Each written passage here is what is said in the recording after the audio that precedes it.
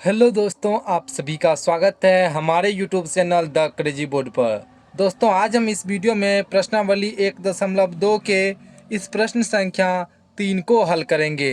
तो आप वीडियो को अंत तक देखिएगा जिससे आपको ये प्रश्न अच्छे से समझ में आए। तो आइए हम प्रश्न संख्या 3 को हल करते हैं।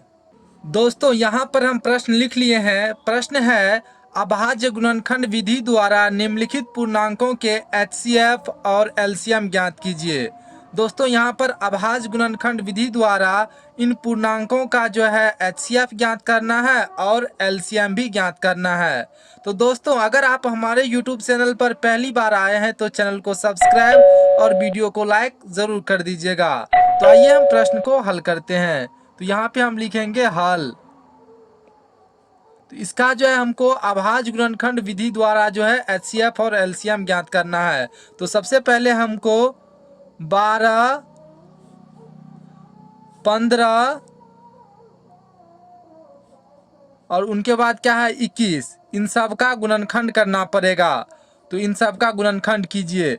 तो 12 का गुणनखंड करेंगे तो क्या हो जाएगा, 2 से सबसे पहले इसमें भाग देंगे तो 2 छके 12, फिर 2 तिया 6, फिर इसमें 3 से लगाएंगे 3 एका 3। अब 15 का गुणनखंड कीजिए तो इसमें 3 से लगाएंगे 3 पच्चा 15, फिर 5 से लगाएंगे 5 एका 5। इसी तरह से 21 का गुणनखंड कीजिए तो इसमें 3 से भाग देंगे तो 3 सत्ता 21, फिर 7 से लगाएंगे 7 एका 7। तो यहाँ पे हम लिखेंगे 12 बराबर 2 गुना 2 गुना 3 गुना 1, 2 गुना 2 गुना 3 गुना 1, और 15 बराबर लिखेंगे 3 गुना 5 गुना 1, 3 गुना 5 गुना 1, और उनके बाद 21 बराबर लिखेंगे 3 गुना 7 गुना 1, 3 गुना 7 गुना 1। तो यहाँ से जो है हम लिखेंगे इसीलिए एचसीएफ बराबर। तो दोस्तों, एचसीएफ जो होता है जो तीनों में रहेगा वो एचसीएफ हो जाएगा। जैसे इसमें भी 3 है, इसमें भी है, इसमें भी है, तो इसमें से एक 3 आ जाएगा, और एक भी तीनों में है तो एक आ जाएगा। 3 एका 3, तो 3 इसका एचसीएफ हो जाएगा।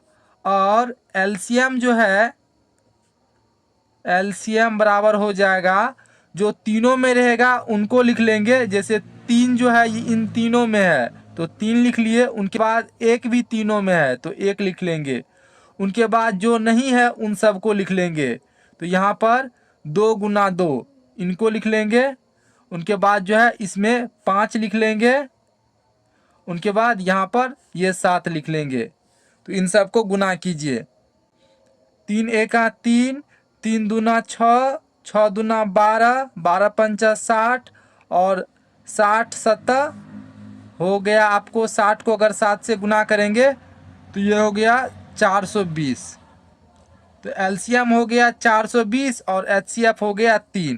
तो यही इसका आंसर हो जाएगा। तो आइए हम इसी तरह से दूसरे प्रश्न को हल करते हैं। दूसरा प्रश्न है 17, 23 और 29। तो इसी तरह से इनको भी हम हल करेंगे। तो सबसे पहले हम 17 का गुणनखंड निकालेंगे, उनके बाद जो है 23 का गुणनखंड निकालेंगे, उनके बाद 29 का भी गुणनखंड निकालेंगे। तो 17 में जो है हम 17 से भागा देंगे तो क्या आ जाएगा 1। उसी तरह से 23 में जो है 23 से ही भाग देना पड़ेगा तो वो आ जाएगा 1। और 29 में भी हम 29 से ही भागा देंगे, क्योंकि इसमें नहीं 2 से भाग लगेगा, नहीं 3 से लगेगा, नहीं 5 से लगेगा, नहीं 7 से लगेगा। तो इसमें हम 29 से ही भाग देंगे तो क्या हो जाएगा यहाँ पर 1। तो यहाँ पे हम लिख देंगे 17 बराबर 17 गुना 1, 17 गुना 1। उनके बाद 23 बराबर 23 गुना 1, और 29 का गुणनखंड क्या हो जाएगा 29 गुना 1, 29 गुना 1। दोस्तों, जो तीनों में रहता है वही एचसीएफ होता है। तो यहाँ पर एचसीएफ क्या हो जाएगा, वो हो जाएगा 1। तो यहाँ पे हम लिख देंगे इसीलिए HCF बराबर 1, क्योंकि 1 तीनों में है। उनके बाद जो है एलसीएम क्या हो जाएगा, इसीलिए और एलसीएम बराबर वो हो जाएगा जो तीनों में रहेगा उनको लिख लेंगे, यानी 1 तीनों में है तो 1 को लिख लेंगे और जो नहीं है उन सब को लिख लेंगे।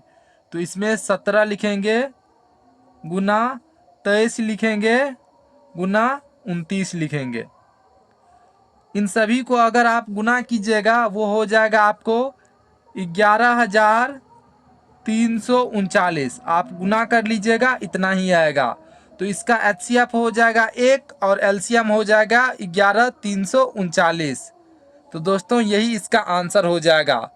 तो आइए हम इसी तरह से जो है तीसरे प्रश्न को हल करते हैं। दोस्तों यहाँ पर तीसरा प्रश्न है 8, 9 और 25। तो आइए इसका हम HCF और LCM अभाज्य गुणनखंड विधि द्वारा ज्ञात करते हैं। तो सबसे पहले हम 8 का गुणनखंड निकालेंगे, उनके बाद जो है 9 का गुणनखंड निकालेंगे, उनके बाद 25 का गुणनखंड निकालेंगे। तो हम 8 में जो है 2 से भाग देंगे तो ये हो जाएगा 2 चौके 8। फिर 4 में 2 से भाग देंगे तो 2 दूना 4। फिर 2 में 2 से भाग देंगे तो ये हो जाएगा 1। उसी तरह से जो है हम 9 में 3 से भाग देंगे, 3 तिया 9। फिर 3 में 3 से भाग देंगे तो ये हो जाएगा 1। उसी तरह से 5 से इसमें भाग देंगे 25 में तो ये हो जाएगा 5 25। फिर 5 में 5 से भाग देंगे तो ये हो जाएगा 1। तो यहाँ पे हम लिख देंगे 8 बराबर 2 गुना 2 गुना 2 गुना 1, 2 गुना 2 गुना 2 गुना 1। और 9 बराबर लिखेंगे 3 गुना 3 गुना 1, 3 गुना 3 गुना 1। और 25 बराबर लिखेंगे 5 गुना 5 गुना 1। तो दोस्तों जो तीनों में रहेगा वो इसका HCF हो जाएगा। तो यहाँ पे हम लिख देंगे इसीलिए HCF बराबर तो तीनों में क्या है, तो दोस्तों तीनों में 1 है तो इसका HCF क्या हो जाएगा 1। और LCM क्या हो जाएगा, LCM बराबर जो तीनों में रहेगा उनको लिख लेंगे।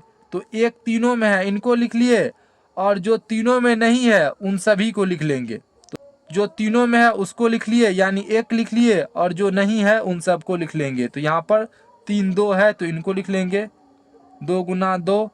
और यहाँ पर 3 गुना 3, 3 गुना 3 और नीचे में 5 गुना 5, 5 गुना 5। तो अगर आप इसको गुना कीजिएगा तो क्या हो जाएगा, 2 दूना 4 दूना 8 तिया 24 तिया 72, 72 72 पंचा 72 को 5 से गुना कीजिएगा तो ये हो जाएगा 2 पंचा 10 और जो है 7 पंचा 35 1 36 360।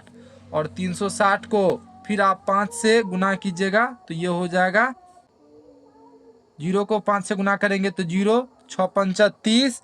उनके बाद जो है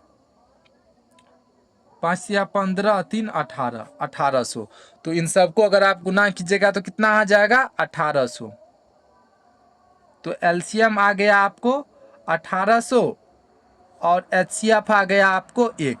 तो हमको यही ज्ञात करना था, HCF और LCM ये दोनों ज्ञात हो गया। और ये विधि कौन सा है, ये विधि है अभाज्य गुणनखंड विधि। तो दोस्तों हमको उम्मीद है कि आपको ये प्रश्न अच्छे से समझ में आ गया होगा। अगर आपको कोई भी कन्फ्यूजन है तो कमेंट सेक्शन में ज़रूर बताइएगा, हम उसको दूर करने का अवश्य प्रयास करेंगे। तो मिलते हैं अगले वीडियो में, तब तक के लिए आप पढ़ाई करते रहिए। Thank you for watching this video. जय हिंद दोस्तों।